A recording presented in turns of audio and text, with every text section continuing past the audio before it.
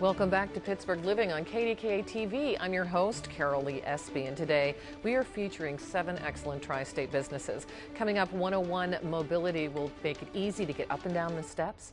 Whitehall Health Center and Laser Spa will make you feel better. A New Image Hair Clinic will give you the new look you need. But right now, let's welcome Deborah Swift from Swift Audiology. Welcome to Pittsburgh Living. Thank you. And I saw you in the makeup room today, and I said, boy, are you in the business. Right. You're in the business to be in. Everybody is listening with headphones on and loud music, and even just from the baby boomer generation on up. Yes. We're losing our hearing at much earlier ages, aren't we? Much. Oh, Yes. yeah. We're seeing younger people all the time. I mean, normally you would have thought maybe in 70s on up, but now what's the earliest age you've seen from this? 50s, 50s, is not that uncommon. Some 40s, but 50s is really not that uncommon. Yeah. Yeah. And so we regret all those loud concerts, don't we? Yes. Yeah. Because once nerve loss is there, it doesn't go away. It just progresses.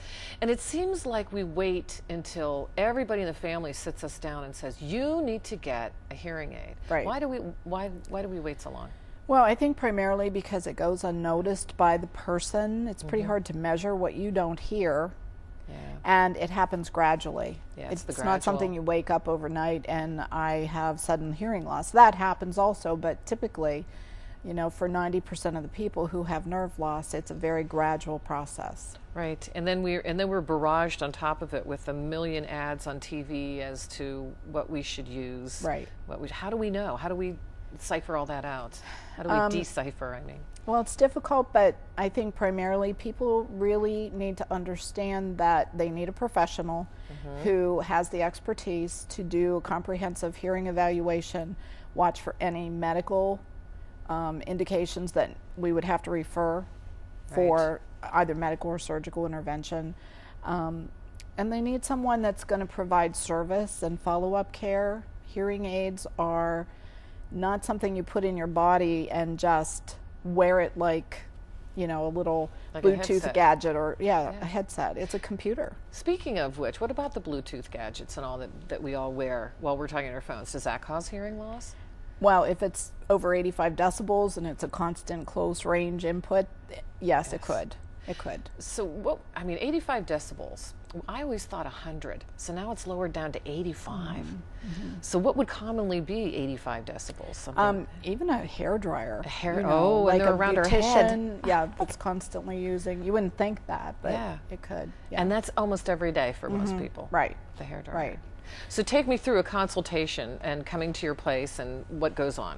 Take me through the whole thing. Well, you come in and we obviously do a medical or hearing needs assessment and some medical questions that have to do with your hearing history. We do a comprehensive hearing evaluation in our sound booth that measures not only the pitch or the intensity of your loss, but how do you understand? What's your cognition? What's your ability to hear and understand with hearing instruments? Are they the right solution for you? Will they provide benefit? Okay. So each hearing aid is designed for what your loss is, what your particular loss is.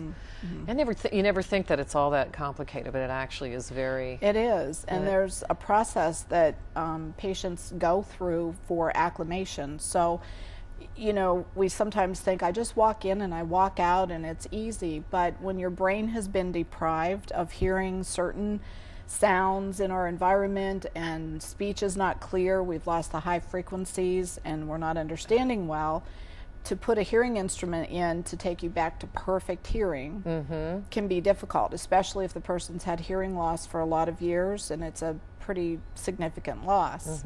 So younger people are getting help earlier.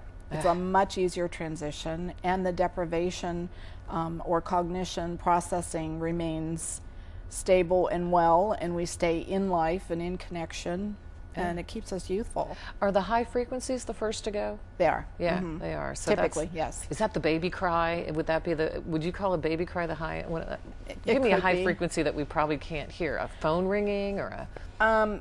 Well, birds tend to yeah. dissipate, but in speech, the high frequencies are the consonant sounds, female voices, our grandchildren, You know, See, in all those years, I thought my dad was lying when he said, "I just can't hear your mother."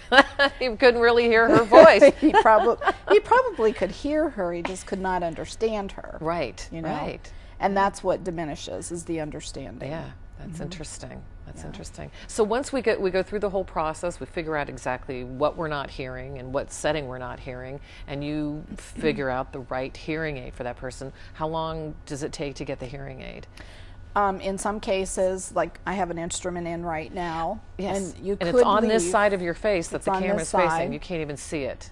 So this So all you vain baby boomers, of which I am one, you is can't see. Look at that. one that you could just come in. Yes. We do the testing. We make sure we have the right sizing, the right strength or power fitting range. Right.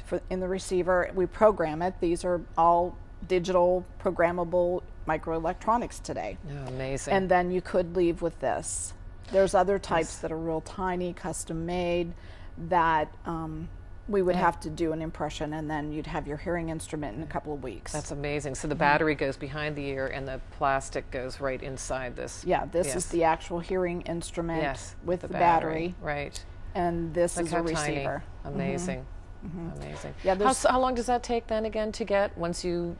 This one you can walk in and actually walk back out. Okay, that's the other wonderful. type, usually 2 weeks. 2 weeks. Would be max. Oh, that's not bad at all. For a custom instrument. How many offices do you have? Where are you located? We have 3 locations. We're in Peters Township, McMurray, PA, South Hills. We're in North Hills in Rostraver, McCandless area, and we're in Washington, PA. Wonderful. Well, thank you so much for being here. Thank you. Now, if you want some more information about Swift Audiology, you can give Deborah a call at 412-364-8338, or you can log on to swiftaudiology.com. Up next, we are going to talk to Greg Slepecki from 101 Mobility. That is next when Pittsburgh Living continues.